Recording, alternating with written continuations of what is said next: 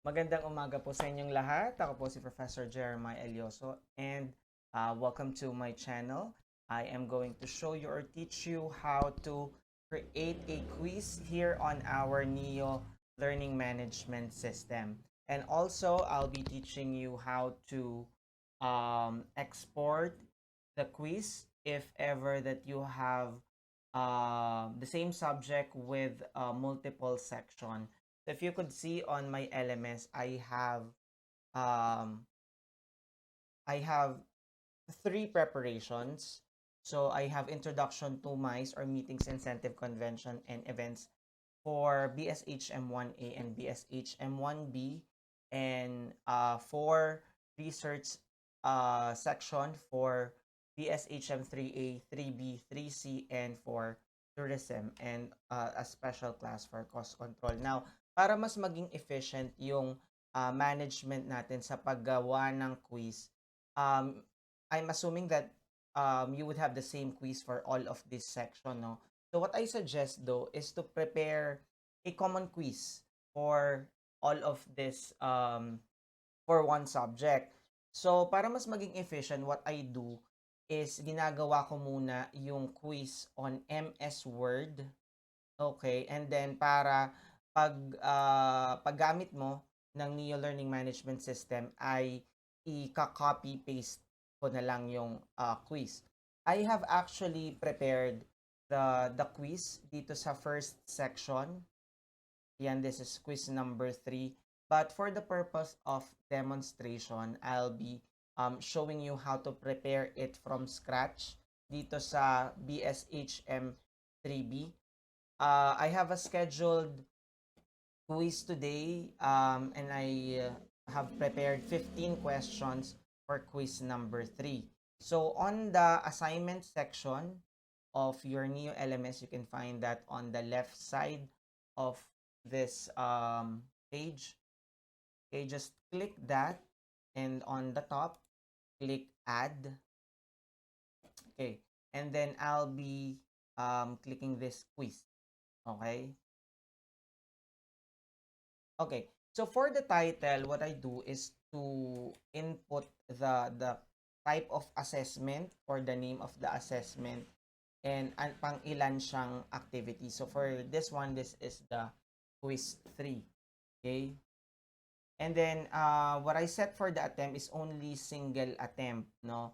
And for I do not allow late taking off the quiz so that ma-avoid natin yung leakage of the question. Then for the category, it's quiz. For the grading, it's normal. Then you have to set for the date. It's gonna be for today, for later, one in the afternoon. And the students may be able to take the quiz within the day, and it's available for only 1 hour. So it's accessible between 1 to 2 p.m. only. Okay, and this is under the midterm lesson, and then the grading scale is by default. And for the options, for my 15-minute quiz, 15 item quiz, I set that on 10 minutes. Kasi I allow a little leeway on the technical difficulties, internet interruption, or whatever. And then syempre hindi naman to kasing it's not almost same with the physical quiz, 'di ba? Don't forget to randomize the order of your quiz. I'm unclicking the allow review so that at the end of the quiz is hindi mo na makikita all of the questions. Para it's also a way para maiwasan natin yung leakage or mapicture nila yung mga questions mo. I allow the users to jump between question. And then after the quiz, hindi mo na makikita yung question, response, the correct answer, and the feedback, and I only show them the score. Okay, so that is the setting.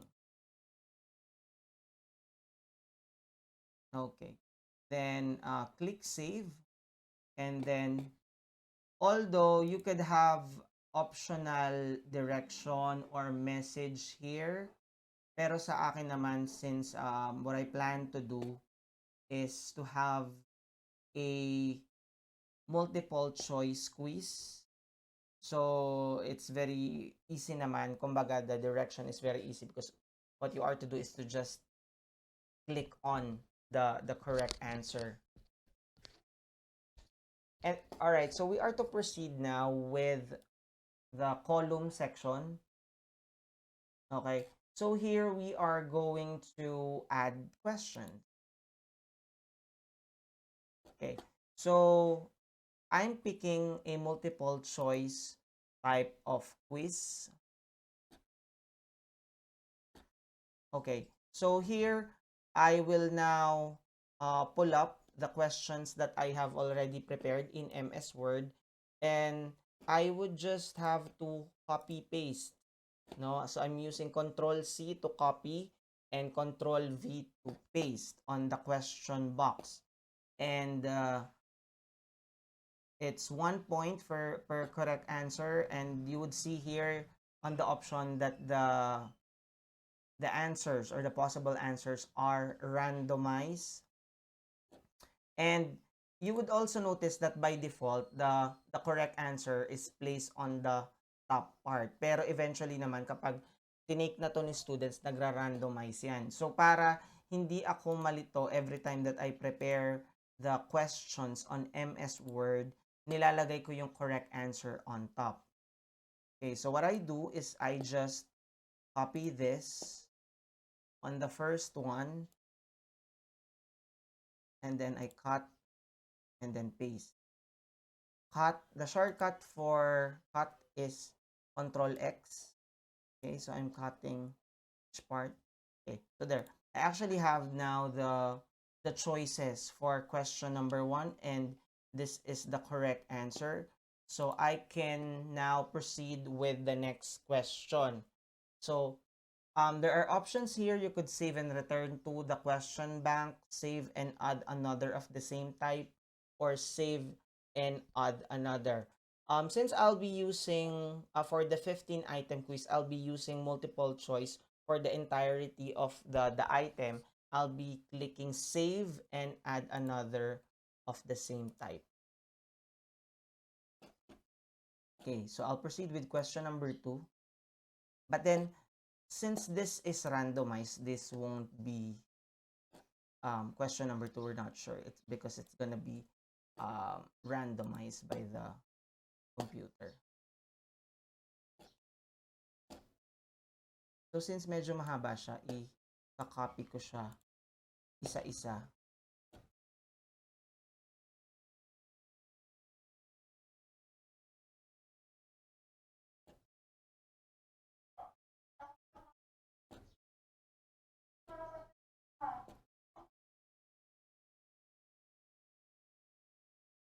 Okay. So there. And so now I'm ready with question number 3. The same procedure, save and add another of the same type. For the question number 3, although this is part of the multiple choice part, technically this is a true or false, but um, you could still manage to have it this way.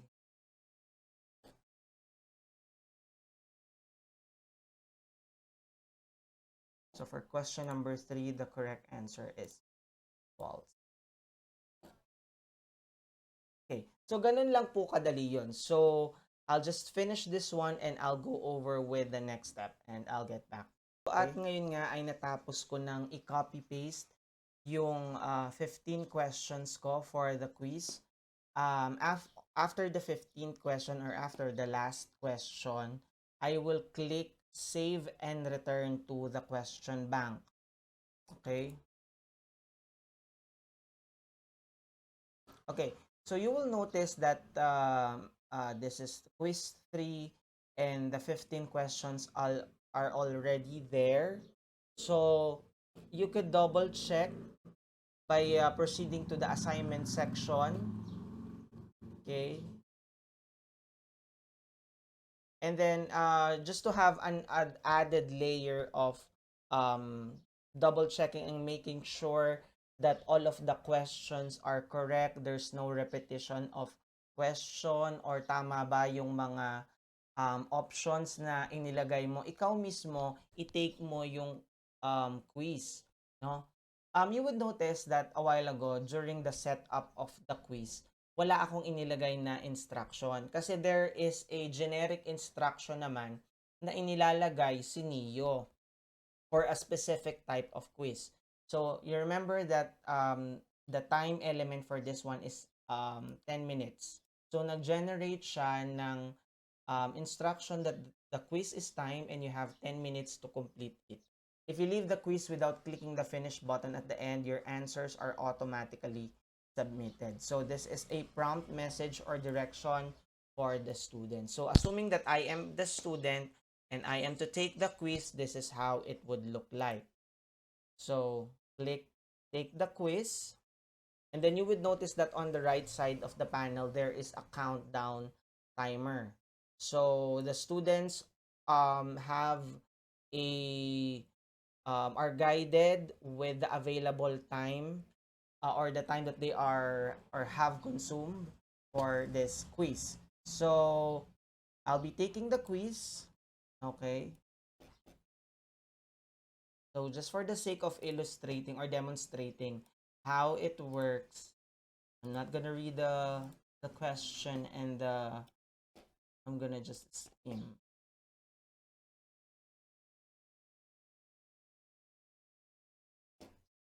And also you will notice on the right side of the panel that makikita mo yung progress kung pang ilan ka na, and also may marker naman dyan kung pang ilang question na yung sinasagutan mo. So for this one, I'm doing question number 10 out of 15 and I have taken the time for approximately, or I still have 8 minutes to go.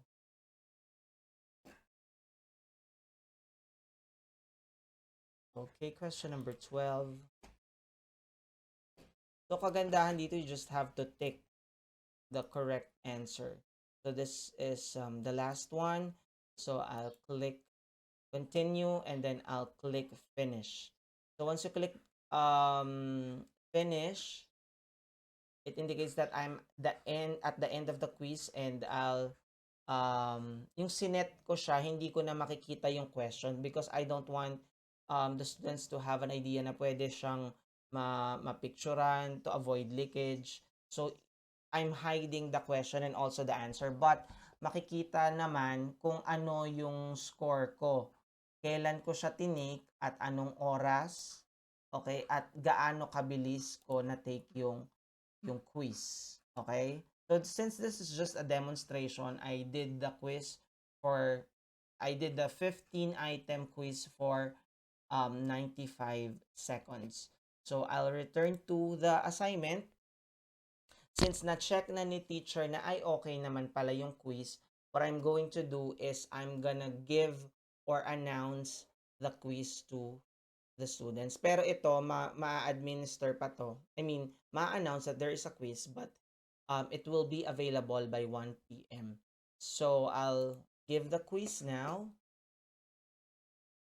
So on the students end, they will receive a prompt message that they have a quiz to take by 1 p.m. today.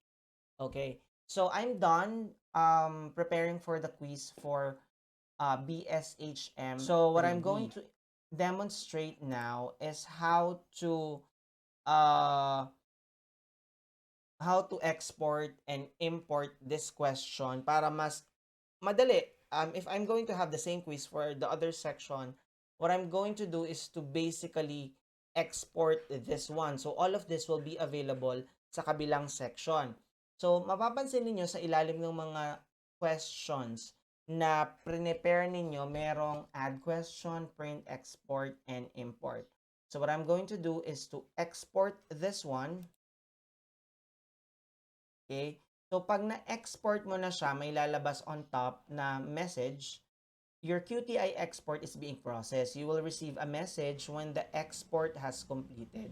You see on the top right, on the notification bell, that the automatic notification QTI export has been completed. So what you are to do is to click this one. Okay. And the message says your question bank export is complete. A link to the file is here, and this link is valid for 24 hours. So since I'm gonna set it right now, I'm gonna click this blue message that says here.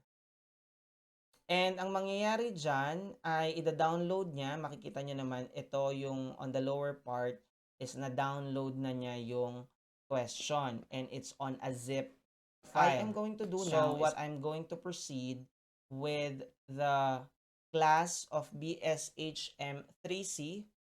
I'm gonna set up the same. So I will go to the assignment section. Isa-set up mo muna, So, click add kung ano yung dinemonstrate ko kanina. So, I'm gonna add a quiz. And same setup, this is gonna be quiz 3 for them. Single attempt only category. This is a quiz for the BSHM 3C. This is gonna be today, but it's available, or their asynchronous time is 3 in the afternoon, and this would be available between 3 to 4 p.m. and this is part of their midterm assessment. So I'm not gonna have instruction anymore because this is automatically generated naman. I will proceed with the option. Ito yung nalilimutan ng iba, to set the time to although naka-default naman na naka-randomize, but I am unclicking the allow review, and ang makikita lang ng estudyante is yung score to avoid leakage. I'm gonna click save. And for me naman to import the question, I'm gonna go to the question section,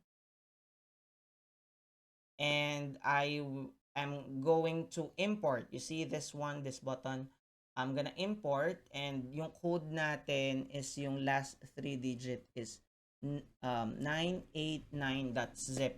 So I'm gonna click here. It says drop a file here, or click to browse. And then ida-divert yan sa download section. Hanapin nyo na lang yung zip file na hinahanap nyo. Ayun. Ang last 3 digit is 989.zip. 989. So this one.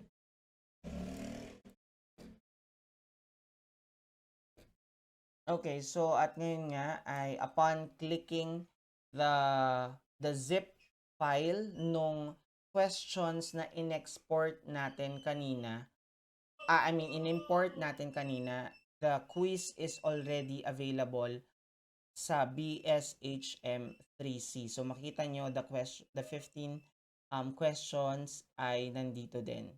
No? So just to double check, click on the assignment, and you can take the quiz just to double check if you have the same setup. Kanina na-click ko na siya, and I would just have to resume the quiz just to show you how it's being done.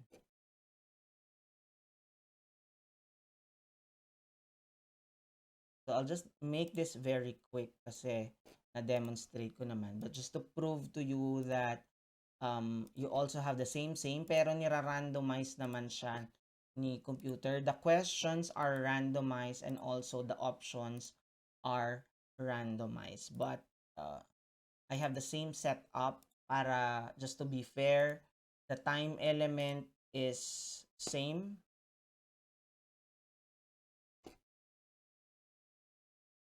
No, the only difference is yung schedule nitong quiz, because iba yung schedule ni 3A, ni 3B, and ni 3C. So, wala namang naging problema with the setup. So, for this one, I took the quiz for 192 seconds. Makikita nyo that I took the quiz May 12, 9:34 a.m. and my score is 5/15, or 33%. So, since I'm done, I'm going to return to the assignment, And although this is scheduled today 3 in the afternoon, matitake pa nila to by 3 p.m. But I'm gonna click give to announce to them or to remind them na, hey, meron pala akong quiz ng 3 p.m. So, ganyan lang po kasimple ang gumawa ng quiz, particularly on a multiple choice type of assessment. And I have also shown you how to export and import the quiz. Okay? Okay, so just to show you guys how the quiz works with our new LMS. Kanina ipinakita ko kung paano yung pag-set up ng quiz. Okay? And nakita nyo naman yung pag-input natin ng mga questions. Ngayon, the time right now is 9 it's 9:45. Makikita natin dito sa grade section ng LMS yung score ng mga estudyante na nag-take ng quiz. So for the 15-item quiz, may nakascore ng 11, 5, 10, 9, 5, 9, and so on and so forth. And then, di ba, may nakikita tayong may flagged. Okay? They have been flagged because hindi pa sila nagtitake ng quiz. But then, the quiz is available until 10 in the morning. Makikita natin dito sa summary report ng not submitted yung mga students na hindi pa nagtitake ng quiz. So, they have a few minutes left para makapag-take ng quiz. So, it's either they are still in progress taking the quiz, and later, once they have clicked finish and submitted, makikita natin yung result ng kanilang assessment. Okay? And then, actually, merong na-generate dyang analytics. You could check the grading scale, completion, score, rules, shown, and tags. So maybe in the future, I'll show you how it works. So meanwhile, that's how quiz or setting up a quiz works with Neo LMS. So thank you so much for tuning in. I hope that you're able to learn so much today. And I'm gonna have some more tutorial on the use of our Neo LMS. So don't forget to like this video and click subscribe and hit the notification bell to get more updates for the tutorial on the use of our Neo Learning Management System. So thank you very much and have a good day. Bye-bye.